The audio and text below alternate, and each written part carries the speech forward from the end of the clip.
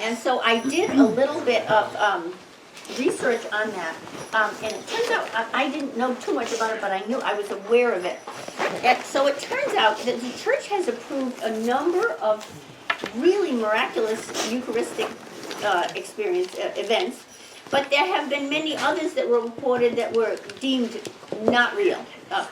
So the church is very, very, very slow in examining these, but there is an awful lot of evidence that is very, very hard to dismiss, and that is, and I don't want to, well, I need to use this board, I have to erase this.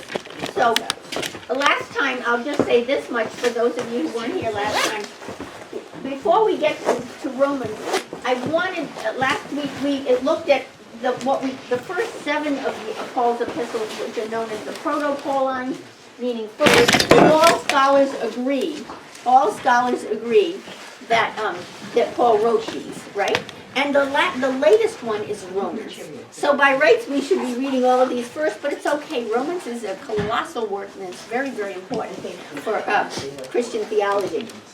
So I wanted you to see it. Thessalonians, Galatians, Philippians, Philemon, 1 Corinthians, 2 Corinthians, and then Romans.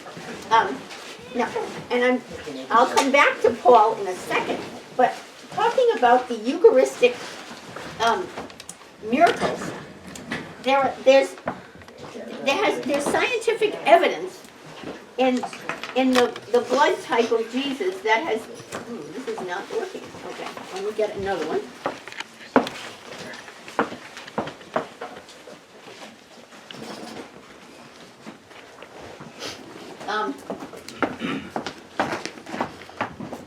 There's the Shroud of Turin.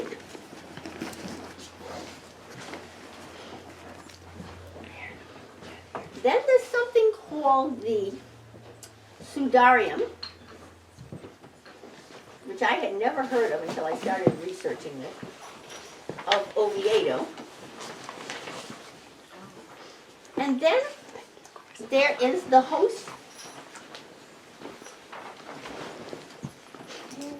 of Lanciano, Italy. And then there is the Buenos Aires. Yes. It's a great video on the internet. Yes. Desecrated host.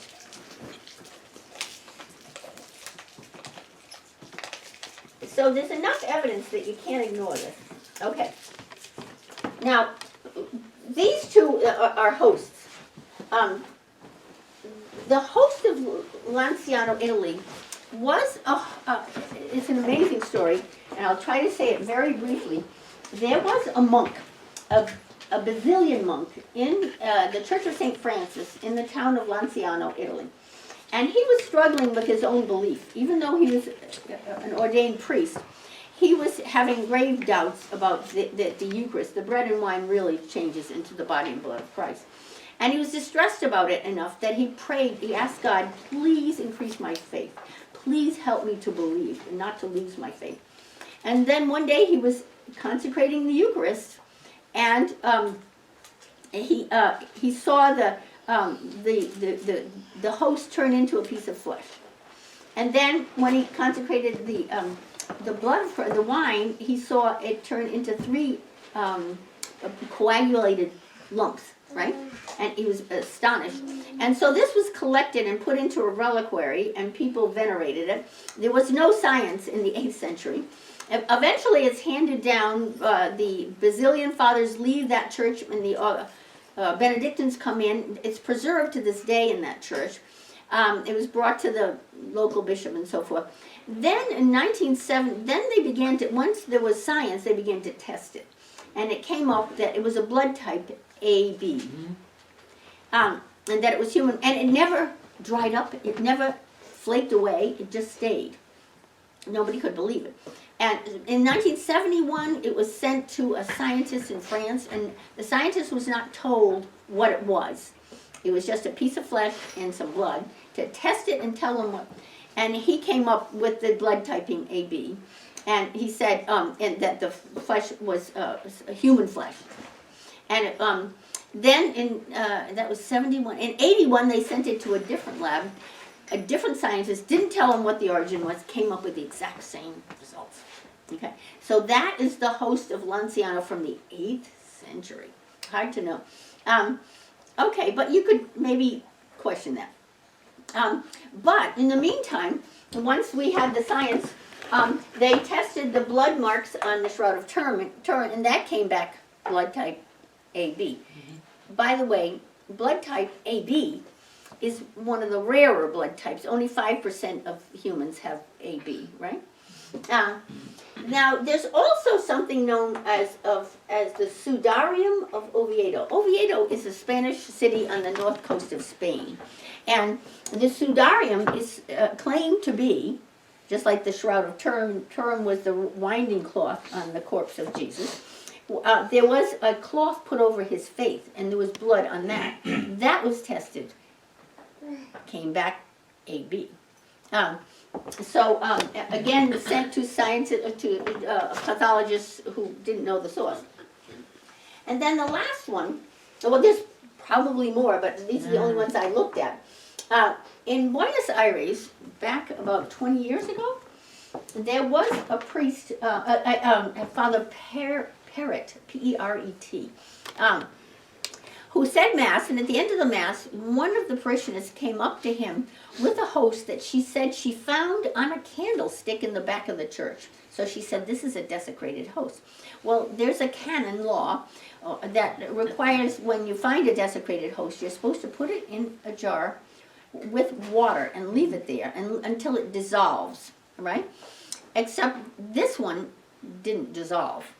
It just stayed that way, and ultimately, the bishop's office was contacted, and at that time, there was an auxiliary bishop in Buenos Aires whose name was Jorge Bergoglio. And Kathleen, you might remember more of the details. When it was kept in a jar for like 3 years. 1996, 1999. Right, it never dissolved. Yeah. Right? Imagine if you had a piece of unleavened bread in a jar for 3 years, it would dissolve, right? And so then that was sent to, I forget where, it was sent to 2 laboratories. The second laboratory was at Columbia University. And again, the pathologists were not told, there was a forensic pathologist, was not told the source. And he said, this is, did it turn to look like a piece of meat? Yeah. When they put it in the water, it began to look like a piece of meat. Mm-hmm. And so then it was tested, and he said, no, this is human flesh. And he said, it's also, we know what it is from the cellular structure. It's a part of the heart nearest to the left ventricle. And it's from somebody that was in terrible distress and perhaps beaten around the chest, because there are white corpuscles in the tissue. And so someone asked the forensic pathologist, well, white blood cells how long would they last? And he said, only a matter of seconds. And this, by the time the forensic pathologist got it at Columbia, I don't know how many years had gone by. So that's what there is. And he too said, this is type AB. I was also an atheist, and he became a Catholic. Oh, is that the one? One of the people, I don't know, one of the people. Well, there's one more thing I can tell you. I looked for it and I ran out of time. Our daughter told me that after these stories were coming up, CNN sent a reporter to do a investigation, and they sent him to go around and visit all these places and write it up. And they were skeptical, and he says he was very skeptical, but he was given this assignment, so he should look into these mysterious happenings that Catholics claimed were really body and blood. And by the end, he was thoroughly and utterly convinced and was converted and left CNN, and now he just goes around and speaks about this. The very reporter that CNN. So my daughter said, you can't, CNN has the tape of the report. And it's not available. But when it was broadcast, people pirated it off and put it on YouTube, and you can find it on YouTube. I just ran out of time to find it on YouTube about the reporter who investigated many of these happenings. So I was planning to print out something for you so you could have it, but I wasn't able to I didn't have time. Anyway, so that is what I found, and it's pretty startling, wouldn't you say? Imagine you're that monk, that Basilian monk, who was losing his faith and who was consecrating the Eucharist. God can do such things. Isn't it wonderful? Isn't there another one at Orvieto in Italy? That's what I thought It's that was Oviedo, but there's another host in Orvieto. Yes. You Which know is more Italy. than I. Yes, it was buried, right? Somebody had stolen it from the church and buried it, and then they found it, and it's all I don't intact. remember, but it bled, right? Well, it's groups, it's a whole group of hosts, it's not just one. Wow. Wow. Okay, that's just by way of answer. Somebody asked a question. Okay, so we'll go back to St. Paul. I'm just astounded by it. I knew nothing about this until the question was, I knew a little bit. Yes, Kathy? I have a question.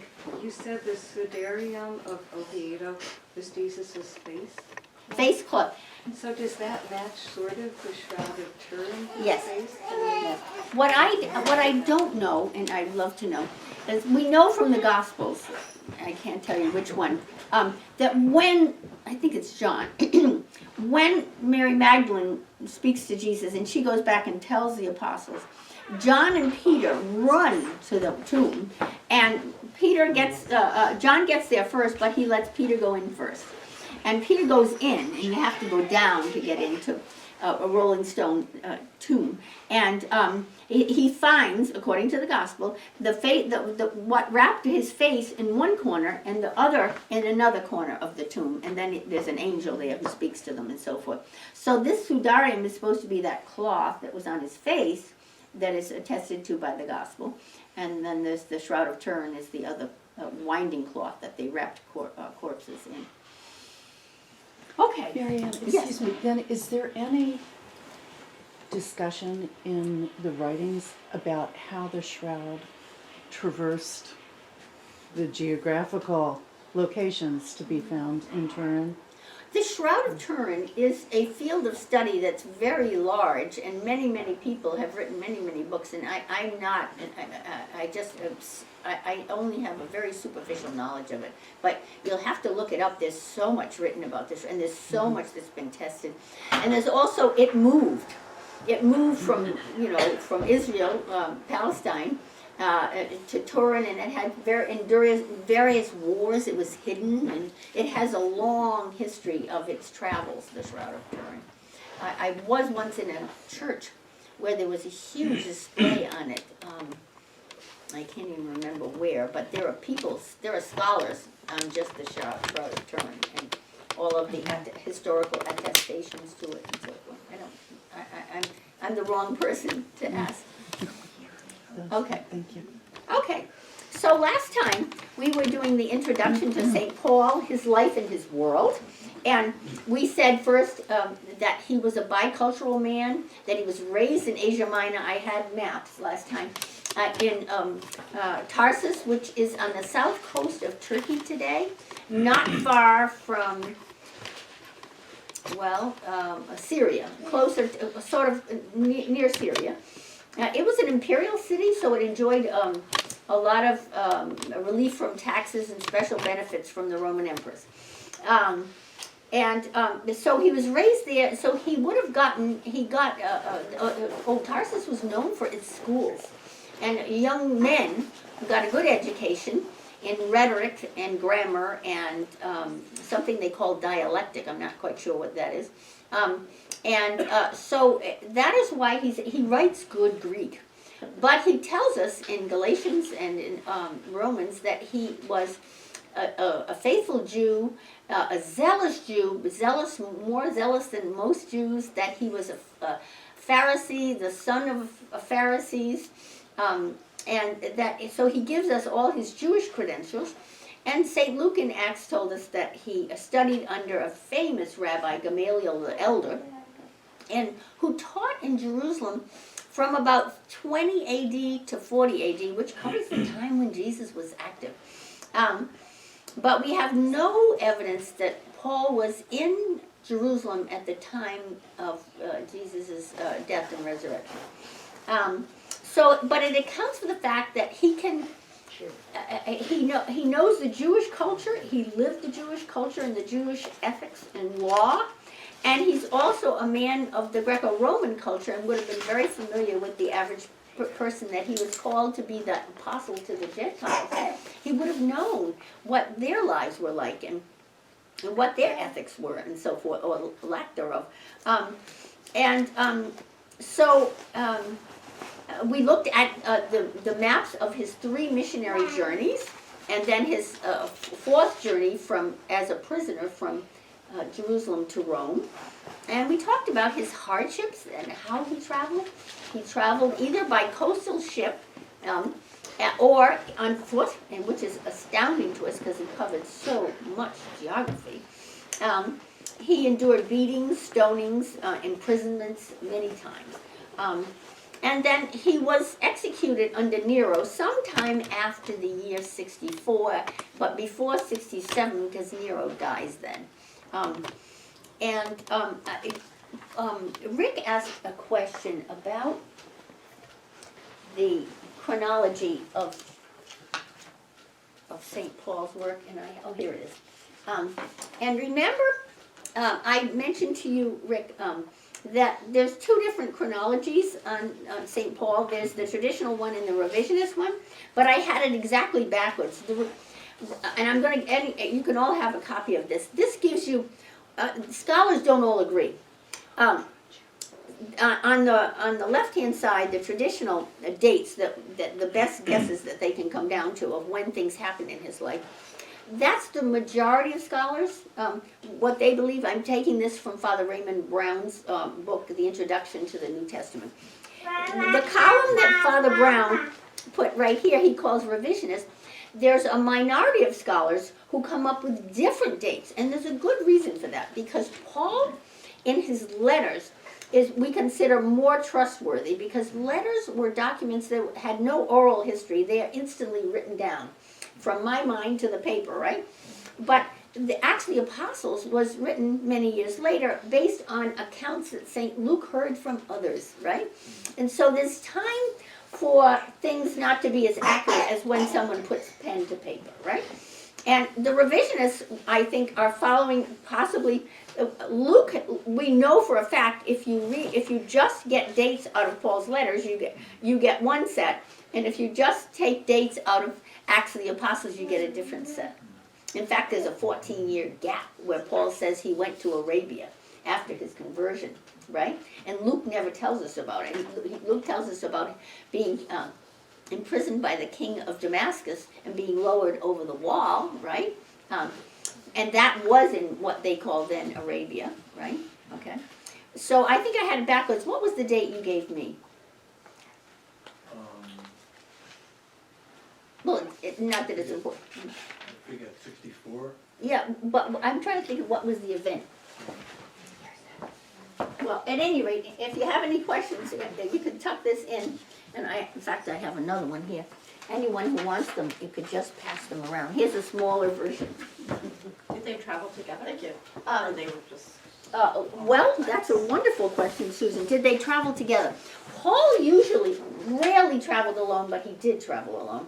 First, he traveled with a disciple named Barnabas from Crete. And then after Barnabas, and he also traveled with a man named John Mark, whom we think is the same Mark that wrote the gospel. But he didn't travel there was a falling out with John Mark, and he left him halfway through the first journey. Then he traveled, after Barnabas, he made a conversion in the interior of what is now Turkey, of a community, and the son of one of the women he converted is Timothy, St. Timothy, and he traveled with Timothy a lot.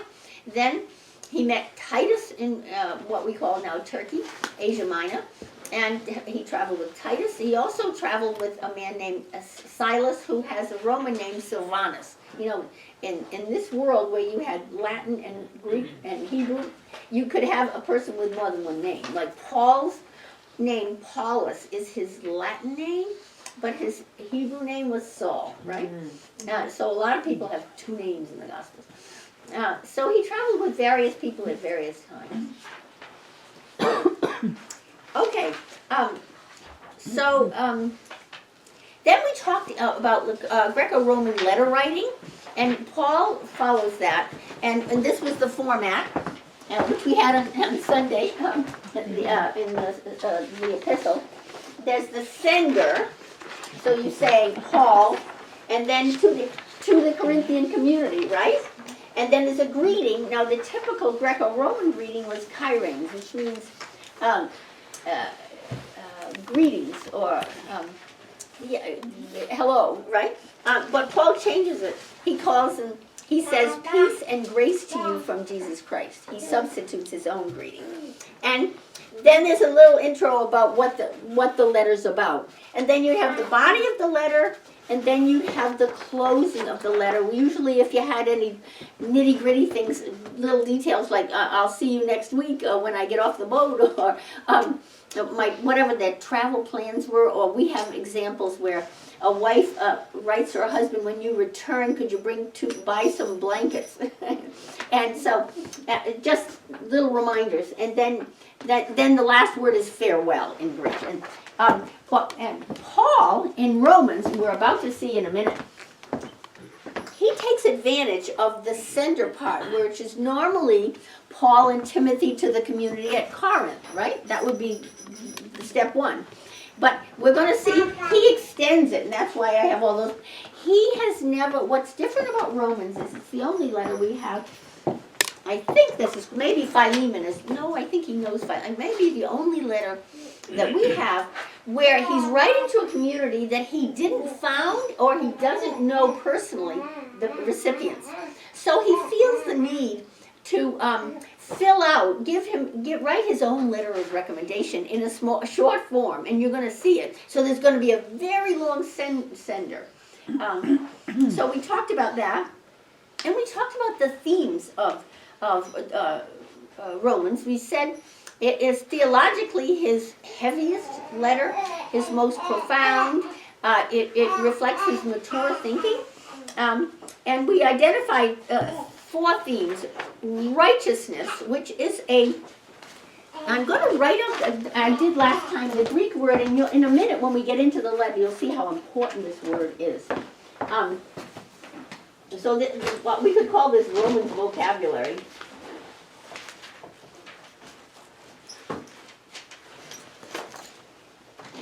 And this word is dikai osune. Actually, now dikaios is just an adjective in Greek that means righteous, correct, lawful, upright. It has all those meanings. You know, a straight shooter is a dikaios person, right? You can trust this guy. He goes by the letter of the law. He doesn't do anything wrong. What would we call that in English?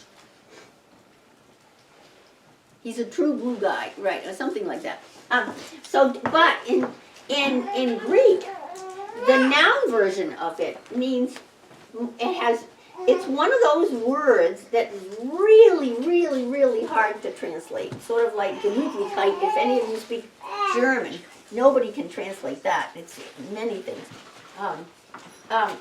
So, dikaiosune usually is translated righteousness.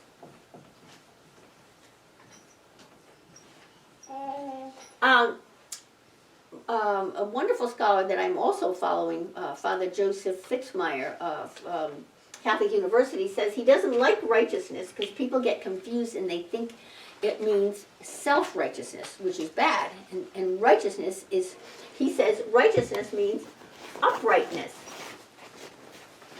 Stand up guy. Stand up guy, right? That's it. Yeah, we hear that a lot. That person's a stand-up person, right? Or righteousness. In the Vulgate, they wrestled with this and they decided to say that dikaiosune means justice. And when we start reading, I'm going to be very interested to see what your translations, because we don't all have the same translation, which is actually a wonderful thing in Bible study. Justice.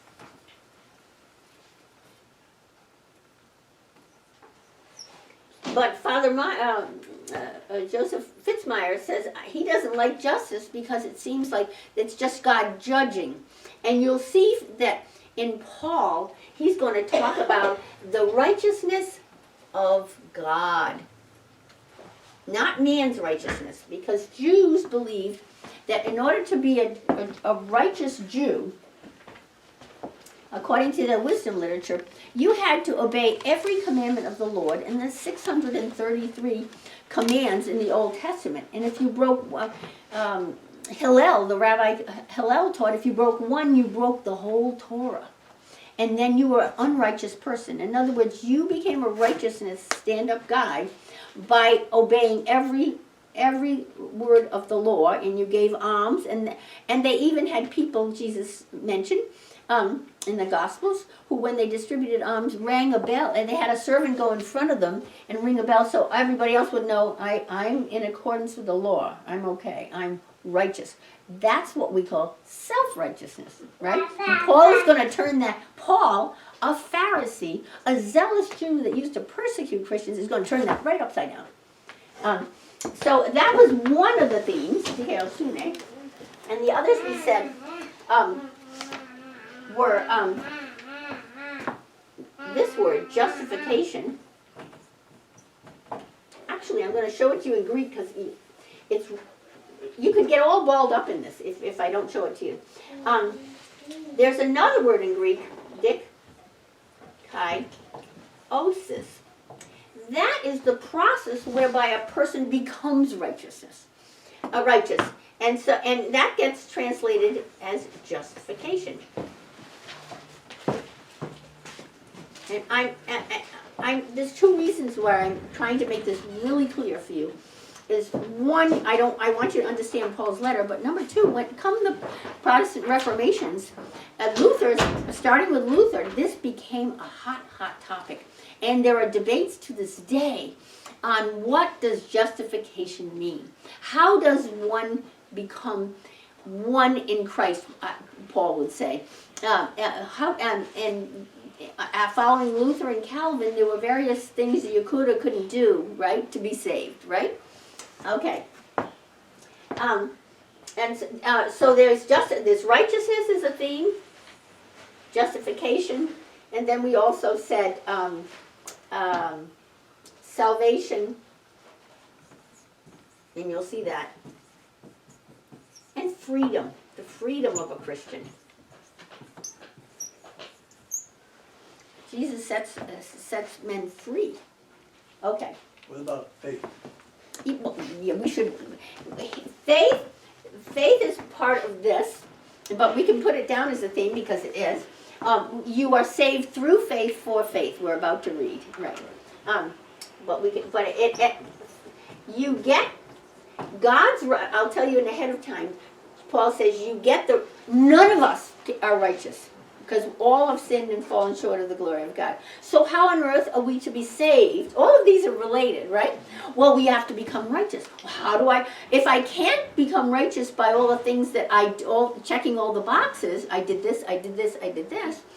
Well, if you believe in Jesus, you get the righteousness of God put on you like you're putting on clothes, is what he says. So it's by believing in it, you go from faith to into faith, is what he says. So yes, you could say that's a theme, but it's part of the process of God giving us, because we believe, His righteousness, and that's the only kind of righteousness Paul says we can have. Isn't that beautiful? That's really the heart of Romans. Okay, wait a minute. Yeah. But you'll hear these. You'll hear these themes as we go along. And then we talked about the context. What was Paul's perspective towards the Romans, and what was the Romans' perspective towards Paul? And we said he had never been to Rome, and he had been using first as a base of operations Antioch, and then as he got more involved with that was his base when he was in Asia Minor. When he began to establish communities in Philippi and Thessalonica and Corinth, Ephesus in Asia Minor became his base of operations.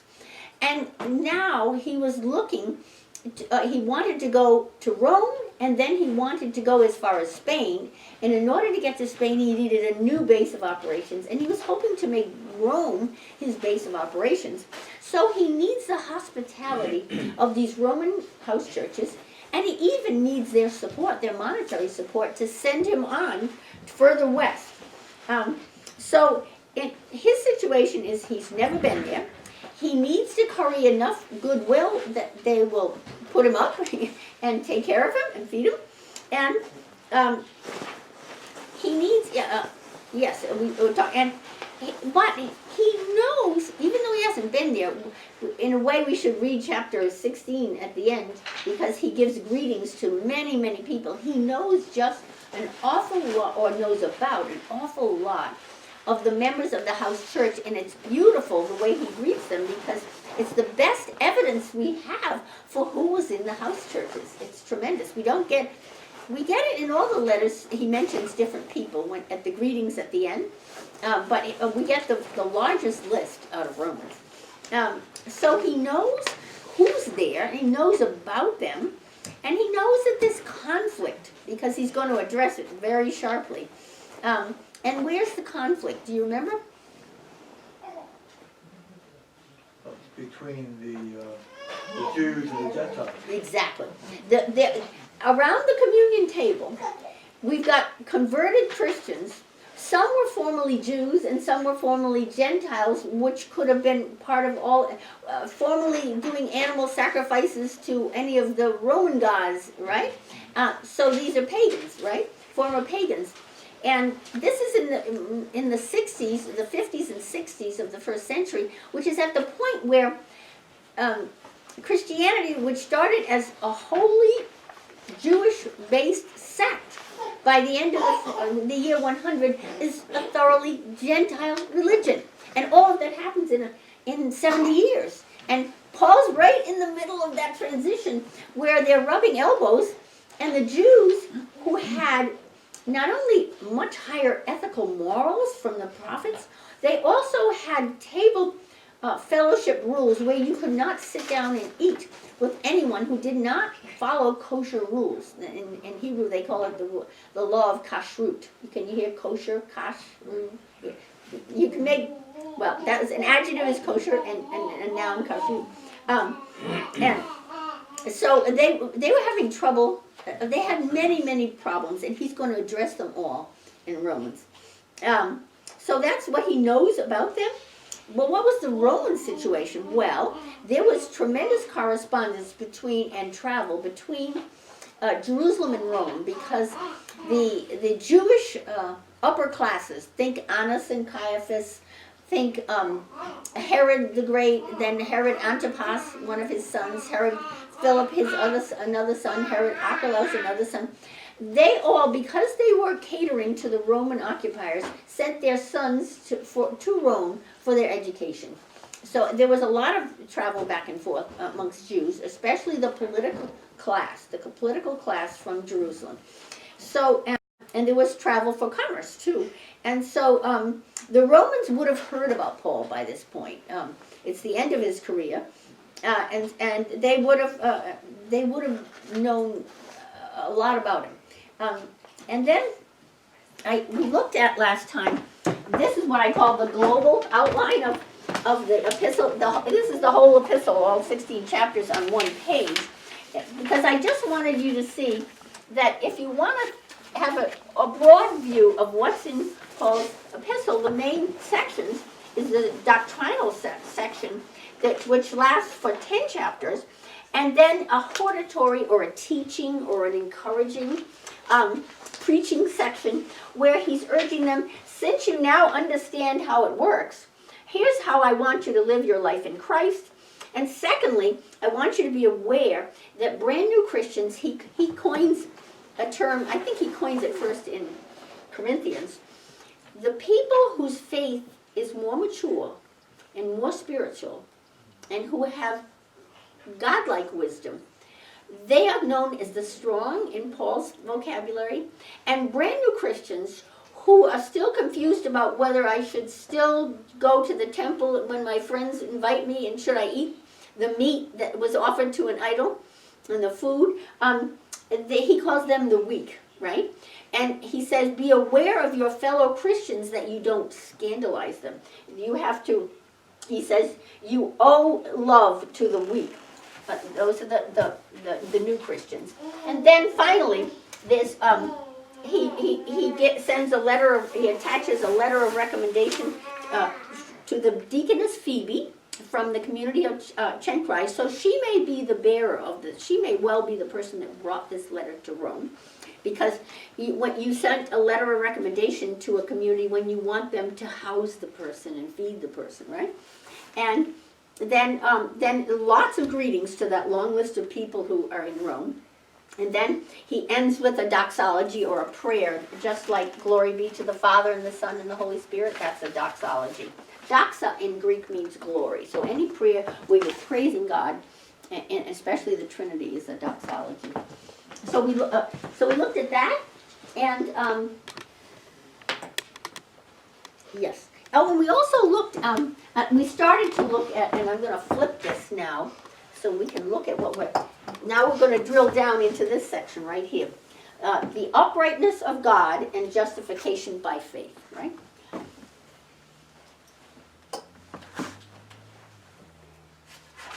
But we can always go back to this so you can see where you are.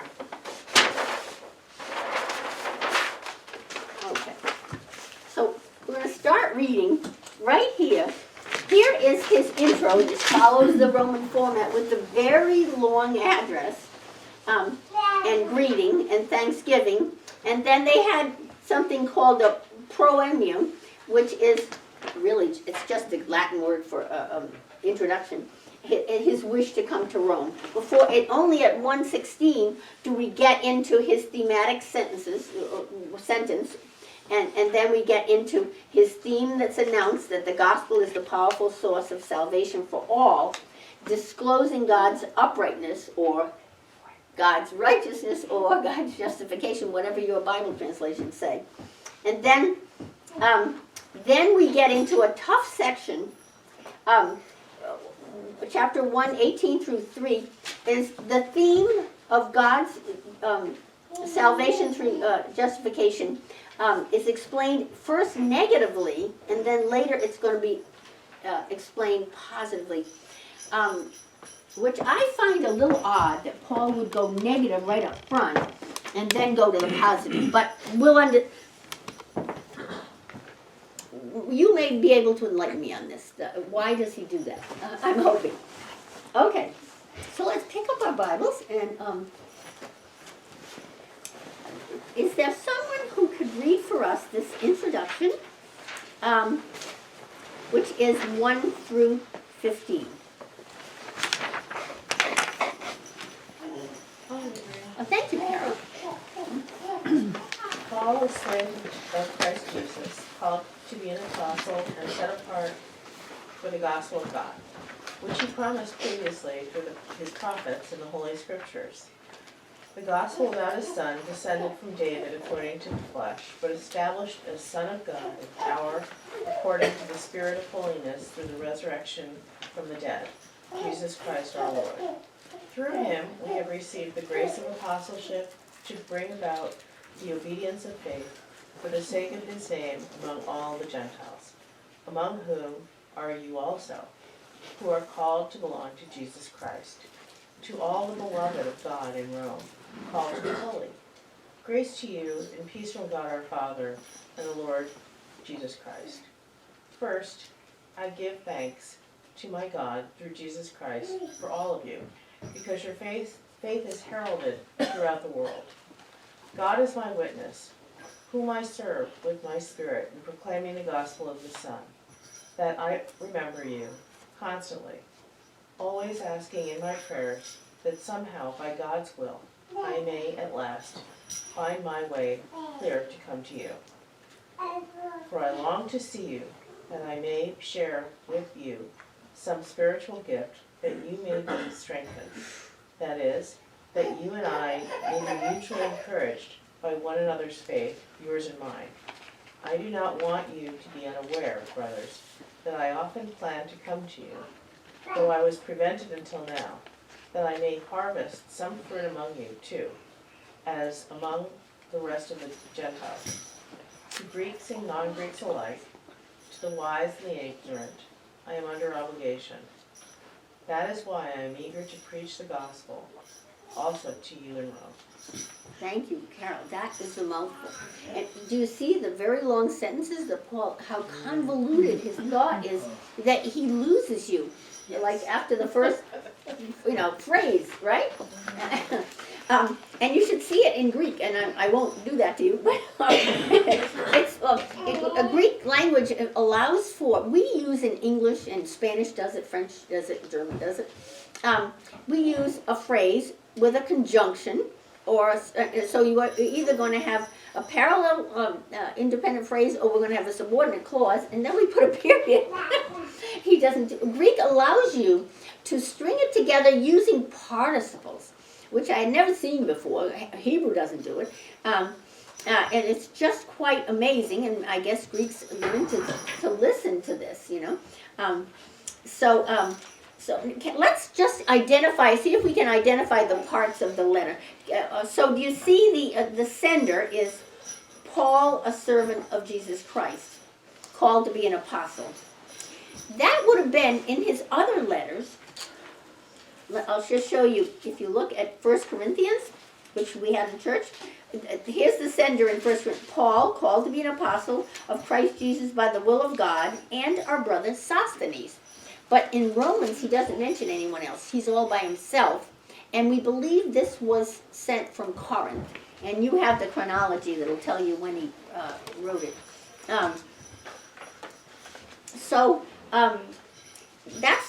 That's his normal one. But this one goes all the way down through verse 6, right? And this is his letter of recommend. He has to recommend himself. He doesn't have anyone to recommend him that he could send it with.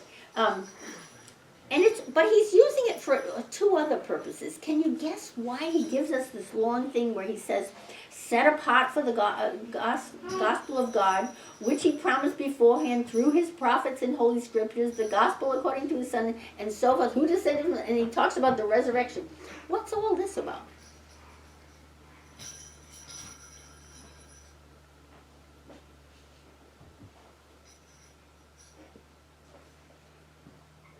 Well, there's two things here.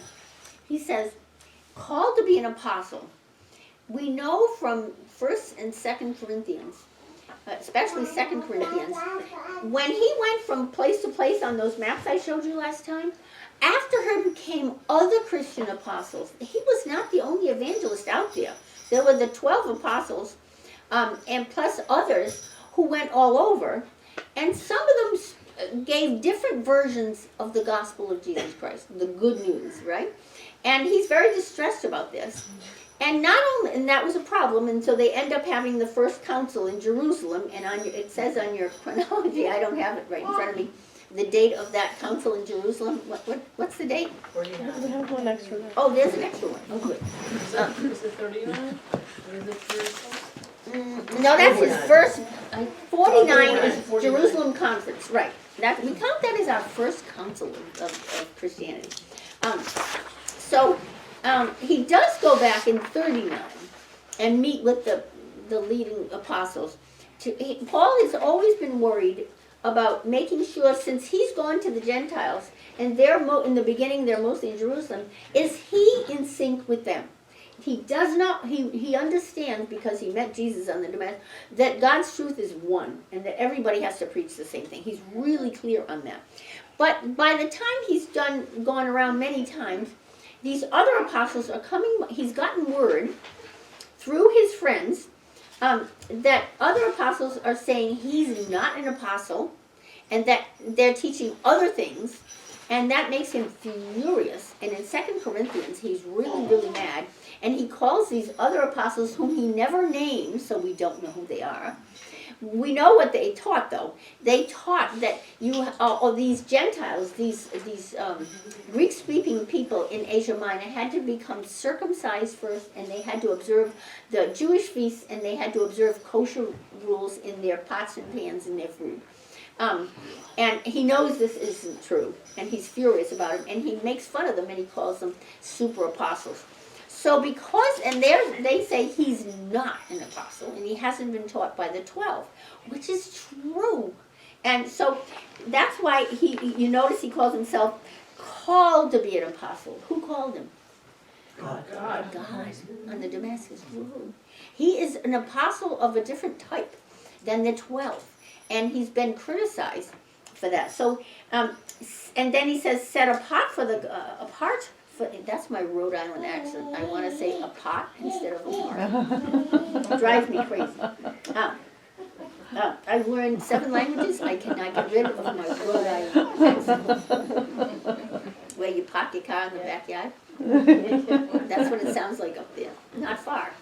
At any rate, so he set apart for the gospel of God, which he promised beforehand. Now he's giving us, I told you last time, it goes by a Greek word again, because, the gospel of Jesus Christ went over all the world, so we have to agree on one language, Bible scholars, and so it's Greek for the New Testament. And this is called the kerygma. The kerygma just means the proclamation. And so they had to agree on what you proclaim. If you sent out a brand new apostle, what was he going to teach people? And he sticks right in here to make sure that the Roman community is on the same page with him. See it? Because they don't know him yet. They've heard about him, but they don't know him. So here's the kerygma. If I had a big screen, I would put them on ... It's the catechism in brief, right? So Jesus Christ was promised beforehand through the prophets. That's point number 1 in Scripture. Point number 2, the gospel is concerning his Son, the Son of God. That's point number 3, who was descended from David according to the flesh. Point number 4, but was declared Son of God with power according to the Spirit of holiness. How? By the resurrection from the dead. You can't claim that he was just another holy preacher or prophet because he rose from the dead, and nobody else did that. And then he identifies him Jesus, the Christ, our Lord. And now here's point number 5, through whom we have received grace and apostleship to bring about the obedience of faith. Who's we? We don't know.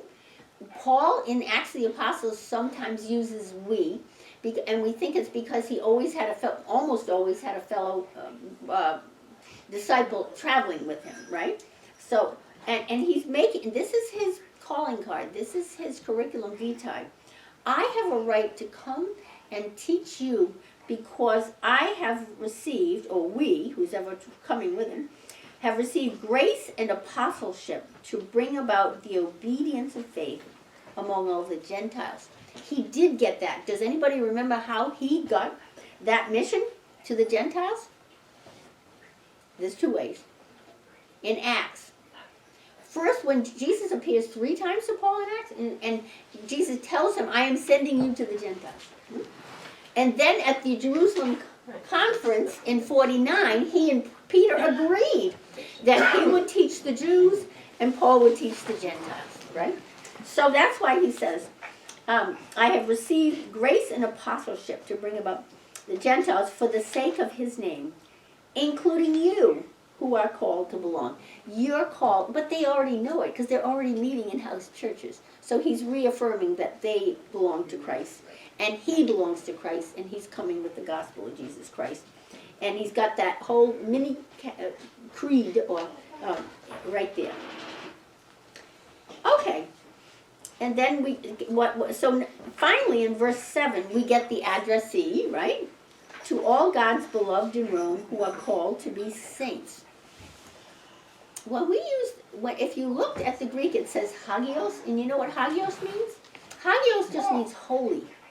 In the early days of the church, everyone was called to be hagios, to be holy, and yet by throughout the course of Christianity and now the Catholic Church, a saint is someone who gets canonized. But the first Christians didn't think like that. They were called to be holy, right?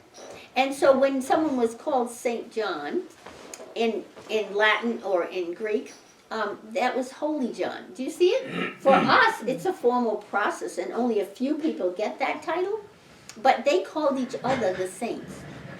The people in their house churches, they call the holy ones. That's how they identify each other. It's different.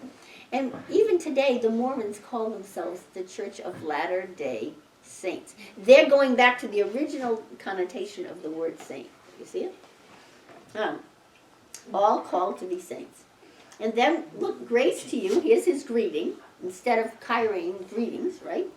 Some Latin, Greco-Roman letters say, I wish health to you, right? And his greeting is always peace, grace and peace from God our Father and the Lord Jesus Christ. Now we come, now he's, in Greco-Roman rhetoric, which he must have learned, because he uses, you're going to see him just today, you're going to see him use two rhetorical devices. The first one, I don't remember the actual, and it goes by a certain name, is when you get up to speak, and oratory was really important in the ancient world. There weren't any printing presses, right? There weren't newspapers, there were town criers, there were official decrees from the emperors that was carved into stone. So oratory was huge, and you could get nowhere in life if you hadn't learned the rules of rhetoric. One of the devices was, when you got up, the first thing you did was ingratiate yourself to your audience through various compliments, but also showing your audience how much you and they have in common, so that you get them on board with you, and then you deliver whatever it is that you want them to know. It could be a political speech or whatever it was, a speech on behalf of the emperor, a religious speech, and he's doing that. He starts out saying, I thank God for you, I pray for you. All right, so he's building a relationship. You have to build your bridge between the orator and his audience, right? And in a minute, we're going to see him use the straw man. Do you know what the straw man is? A straw man can be used in debating, in rhetoric, where you set up a person who isn't even there, or you attribute to someone who is there other motives than what they really have. But the straw man is, and then you debate the straw man. I actually saw it, I think two national elections ago, at the Republican National Convention. Clint Eastwood came on stage. Does anyone remember this? Yeah. And there was an empty chair, and he debated. That's the straw man right out of antiquity. He did it. Do you remember that? And people were amazed by it because. Better explanation than what we thought he was doing. What did you say? No, that's a good explanation. It's really just funny. People were astounded. It gets people's attention. It works. Yeah, it did. And also, you have the upper hand because the straw man can't talk back. So, right? But you'll recognize it. But it's an ancient rhetorical device. Young men of upper classes were all educated in this and learned all these devices, right? And so that you had great orators in the ancient world. We are text people. We have no idea how textual we are. We used to read newspapers and magazines. Now we read online everything. We read them on our phones. And if somebody says something in my family, I don't know if this goes on in your family, but if someone makes a statement, a bunch of people pull out their phones and they're fact-checking you. Does this happen in anybody else's family? It happens like at the Christmas dinner table. Yeah. And I'm saying, put them all away. Yeah. But we are very text-dependent. And there's advantages and disadvantages to that. But when you're in the ancient world, they had an oral society, right? So rhetoric was very, very important, and rhetoric was very, very effective. And there are many devices that have been forgotten today that an orator would have used to be effective in his speaking and convince his audience. And Paul knows them, right? So you'll see me pointing them out as we go along. So he tells them, I thank God for you, and I pray for you without ceasing. I remember you always in my prayers, asking that by God's will I may somehow at last succeed in coming to you. I'm not saying he's not sincere. I'm sure he is doing all those things, but it is good for him to tell them that he has them on his mind and in his prayers, right? And his theme of the introduction is, I'm longing to see you. Now it gets really interesting. I'm longing to see you. Why is he longing? He gives two different reasons. Why is he longing to see them?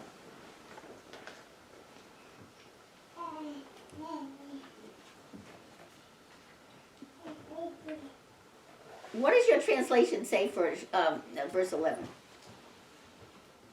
That I may share with you some spiritual gifts so that you may be strengthened. Yes, and that's what I have. Does anyone have anything different? Right. So he wants to share spiritual gifts with them to strengthen them. Now there's an underside to that. What would they like to hear that?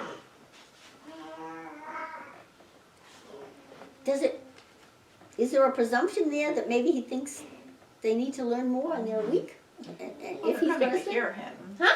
They're coming to hear him, so it's hard to know if they're there Yeah, well, we don't know. to if they- criticize yeah. or Mm. to be enlightened. That's right. But then he interrupts himself. Because remember, I think I told you last time, in the ancient world, reading and writing was really, really different. This is one of the most surprising things I learned in divinity school. There was orality, which I just spoke about. Not only was it an oral culture, but those people who could read and write, when they read aloud. There was no such thing as silent reading.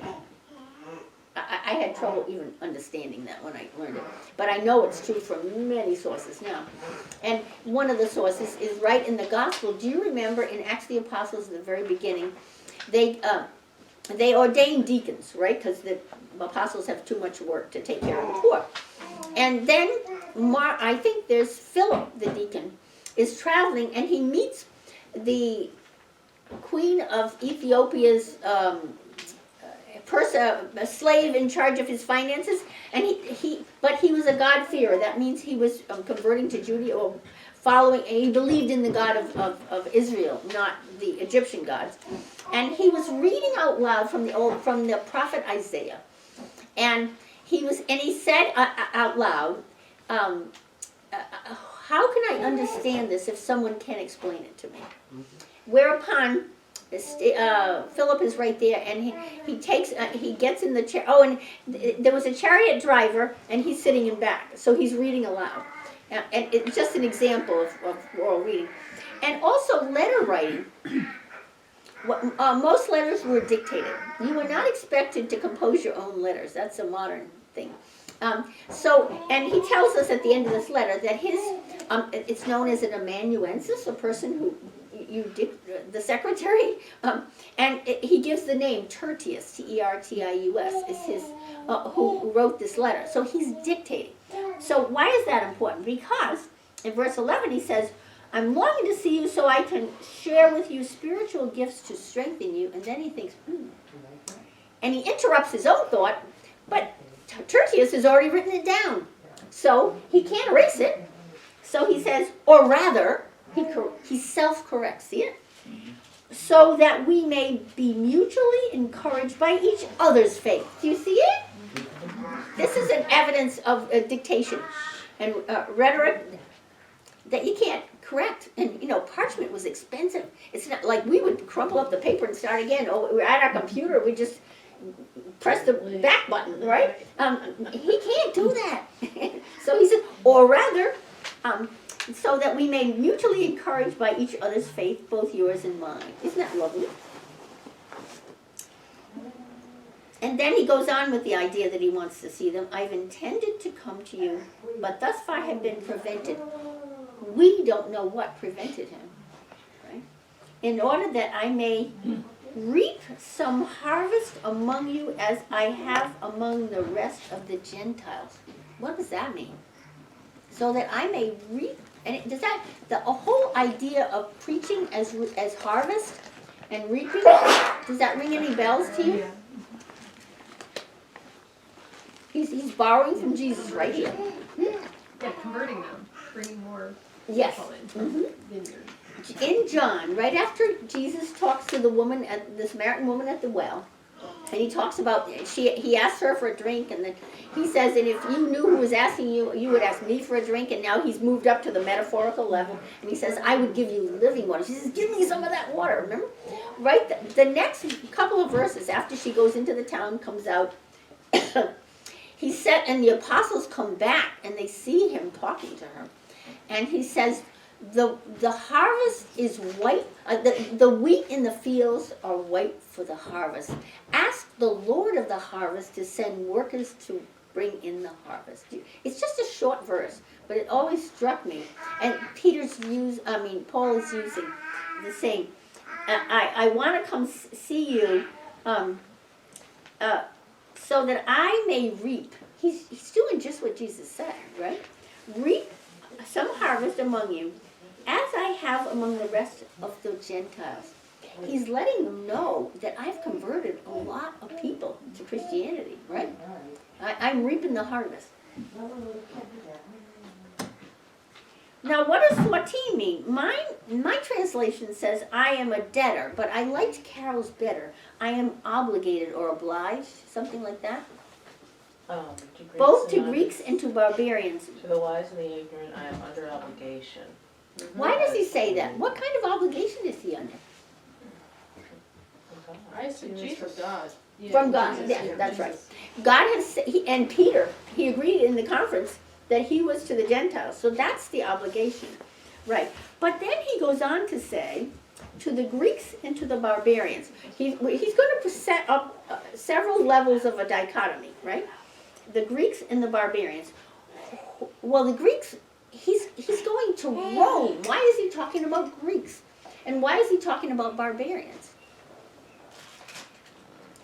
He's looking at the whole missionary map that he's covered, right? And so so far he's only gone to Greek speakers, right? But also at the edges of the Roman Empire, wherever there were people who didn't speak Greek or Latin, the Romans and the Roman citizens considered them barbarians, and that word has come down to us as uncivilized, right? Barbaric people. But that's not what they meant. They were making fun of another language that sounded like bar, bar, bar, bar. It was onomatopoeia, that's a poetic device. That's the origin of the word barbarian. A barbarian was a person who talked bar, bar, bar, bar. And, have you ever heard some kid try to imitate Chinese and he goes, ching, chang, chong, like that? Same thing. Oh, we don't do this anymore, right? We don't make fun of Asians. But when I was a little kid, I used to hear that. And so all he means by the barbarians are the non-Greek or Latin speakers, right? Of his experience. Now in Rome they speak Latin. He doesn't even speak Latin, so he's going to need a lot of help from these people. Here's 2 categories. I'm obliged to the Greeks and to the people beyond. He realizes that the Gentiles, the Greek term is ethne. It's really, Gentiles is one good translation, but a better translation is the nations. I am indebted to the Greek speakers and to the nations. And that's really what he's talking about. He's really broadening his scope. But then he says both to the wise and the foolish. So some people are people who are very educated, maybe, he means. What do you think he means, the wise? The people who have, because in the Roman Empire, there was an official Roman religion. It was called the imperial religion, and they had the pantheon of all the gods, right? And they celebrated, and there were temples, like 4 of them to each block, because they had so many gods. And if you were a tradesman or whatever you did, or if you were a doctor, whatever, you had a specific god that was your god. Like we have patron saints, they had patron gods. And you belonged to what were known as guilds. And the guilds were the people, like we're parishioners of St. Thomas More. They kept up and supported and ran the programs at these different pagan temples. And they would have feasts on different days and sacrifice animals to, is it Jupiter? And I don't know, I can't remember all my Roman mythology. And then you would sit down and eat that food as a great feast, right? So it was a meal as well as a sacrifice. And now the aristocracy obeyed the rules of the imperial religion and went to these feasts, but they didn't believe it. What did the aristocracy, the educated elites, mostly followed one philosophy or another, and you probably heard of some of them. This is all to explain, well, who are the wise and the foolish, right? The main philosophical schools alive at this time, and Paul's aware of this because he grew up in Tarsus, right? Are the Stoics, the Cynics, and the Epicureans. Right. And these people all consider themselves the wise. Okay.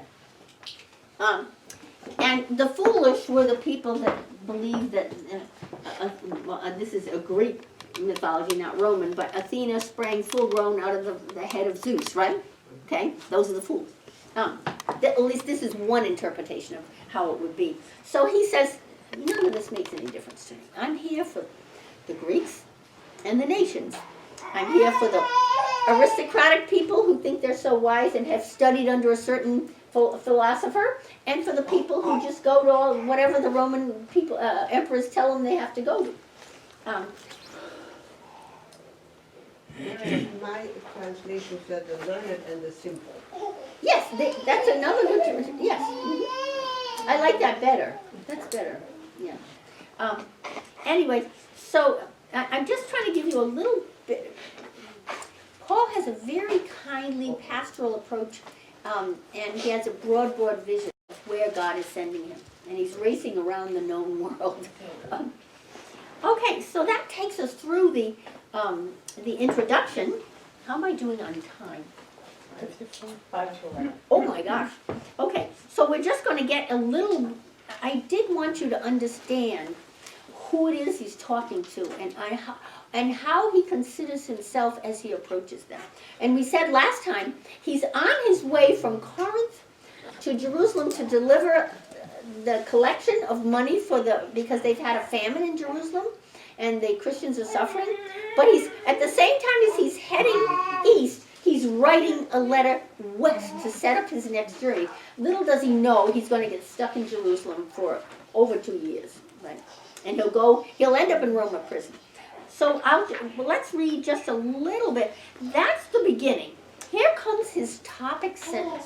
Verses 16 and 17 are a summary of everything of the theology he wants them to know. Who will read that? I'll read it. Thank you, Tim. 16 and 17. Yep. For I am not ashamed of the gospel. It is the power of God for salvation to everyone who has faith, to the Jew first and also to the Greek. For in it the righteousness of God is revealed through faith for faith. As it is written, he who through faith is righteous shall live. There you have it. This is the whole gospel in a nutshell. But he's going to give lots of negative examples and lots of positive examples. I am not. Why does he ever say, and he said this before in other gospels, he's not ashamed of the gospels. Why does he have to say that to the Romans? Persecution in places. Yes, that's right. The Roman aristocracy and others said these crazy Christians, and especially Nero, who's coming right up, they have all these strange practices. They were accused of many things, of being cannibals because they eat body and drink blood, right? They were accused of other things. And there were writings circulating, criticizing the Christians. And the Roman officials, governors, like Pontius Pilate and the others, were very much afraid of the conflict between Jews and Christians, disturbing the Pax Romana, the Roman peace, and that was their job, was to maintain. You couldn't stay a governor of a province if there were uprisings. So they criticized and they shamed, and this was this was acceptable in the ancient world, the shaming of people, right? And they would say, the main shaming tactic was to say, what? This criminal that got crucified and says he was God? If he was God, he would have come, that would never have happened, right? So many people were telling Paul and others that this was shameful to be executed like only Roman citizens could, even if they were condemned to death, were not allowed to be crucified because it was considered very shameful death.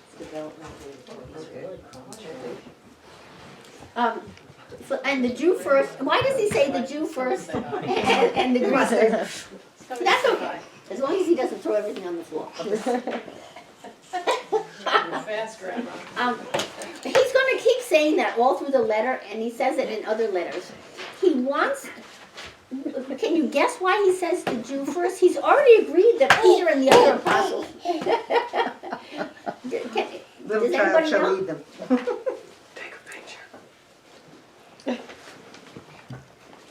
Jesus says in that same passage, when he's talking to the Samaritan woman, he says to her, salvation is from the Jews. The promise of salvation was made to the chosen people. The Jews were a people who saw themselves, and they were. Paul always maintains that the Jews were a people of privilege because the promise of God's Son and the Messiah was made to them, and then that salvation goes out to all of the world through the Jews. Salvation is from the Jews. It's a direct quote from Jesus in John 4. So that's why he says, and every time, those of you who have done the other epistles of Paul, you'll notice every town in Acts that he goes to, where does he go first? He goes to the synagogue. Because most of the Jews did not, in Jesus' lifetime, most of them did not believe in him. Many did. And so he always goes to them first, and then he goes out. And he never forgets that. For it is the righteousness, okay, and here's where I want to hear what you're, in verse 17. What does your translation say? Mine says, for in it, meaning in faith, the righteousness of God is revealed through faith for faith. Do you have righteousness or do you have another word? Does anyone have something different? Huh. That's amazing. Okay. Well, it's if you read the commentaries, they will all say, well, a better word is uprighteous, and the Vulgate says the justice of God, right? And the key word there, do you see the key word? Righteous. It isn't just righteousness, it's righteousness of God. All righteousness comes from God. We can't make ourselves righteous. We're not righteous. We're sinners. God is righteous. Is revealed through faith for faith. That is a powerful sentence. Anybody want to take a try on it? What does it mean, and then we'll stop there. What does it mean to say that God's uprightness, His goodness, His fidelity, all the qualities of God is revealed through faith for faith? I have from faith to faith. Oh, yes. Okay, now we have to get to Greek. In the Greek, it's ek, which is like X in Latin, right? Out of, from. What does yours say? From faith to From, faith. yes, okay. But it also can mean through. This is a problem for translation, and there's and then ice is the other preposition. For faith. Do you have for faith? I have four, and it's from faith to faith. Oh, two. Huh. From faith Ice. to faith. Ice. I guess ice can mean two, but it's more in the sense of into faith, right? X and ice are the two, and pistis is the word. So ek pistis, ice pistis is what the Greek says, right? What does that mean? I want me to tell you because we're running out of time. Following Father Fitzmyer, who's wonderful, he says there are two interpretations that are current, that scholars believe. Number one, it can mean from a beginning faith to a more perfect faith, right? And there's a wonderful Bible scholar named Father Lagrange, who's one of my patron saints. He believed that. He's dead, and he's buried in St. Stephen's Church in Jerusalem. And here's the second one, which is very popular amongst scholars. Through faith for faith means the first faith is the means by which a person shares in salvation. So you hear the gospel preached, the kerygma, and you say, wow, he rose from the dead and he lived such a good life. Oh my gosh, I'm convicted. In my heart, I believe, right? That's the first faith. For faith and is the divine plan. So first a person, it's a process, a sequence. First I believe in my heart and I hear the good words. I don't reject it through skepticism. I accept it and say, wow, I've never heard nothing else I've ever heard any philosophy is as good as this. I believe it's about love. God loved the world. And then God sends the convicted person out to bear fruit, to put into effect his divine plan. And that's faith too. There's the beginning faith and the faith that goes out into the world that puts into effect his divine plan. Do you like that definition? I have a note after that sentence. Or the one who is righteous through faith will live. So maybe that. And so you don't have through or by faith? No, I have that in the. Oh, this is your reading, footnote. But this is the note, yeah. That will live by faith. It just says will live. Oh, will live. I don't I understand have that. that too. Or the You one have it who too. is righteous through faith. Yeah, I have that also. This is the Revised Standard Catholic Edition. Mm-hmm. Mine says, or the righteous shall live by faith.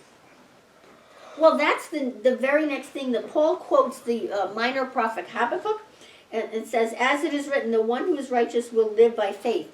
That's the end of the sentence, but what I was looking at is the beginning of the sentence. Oh, okay, sorry. See it? Then, so he gives us a little proof text from the Old Testament Habakkuk that says, the one who is righteous will live by faith. But what Paul is famous for is the righteousness of God is revealed through faith, for faith, which is it's an enigma. I mean, what does it mean, right? We stop there. So next time we'll just stick to the text. So pick up at 18 and read again if you haven't already read it. Chapter 2, and you can start 3. I'll give you the clue. In chapter 2, he is talking. From 18 to the end of chapter 1, he is talking to the Gentile Christians in Rome. Starting at 2, there's the straw man, and he says, therefore have no excuse, whoever you are. Those are Jews, the conflicting parties. And he's going to accuse them of judging their Gentile Christian brothers and sisters. He's going to ream them out. Okay?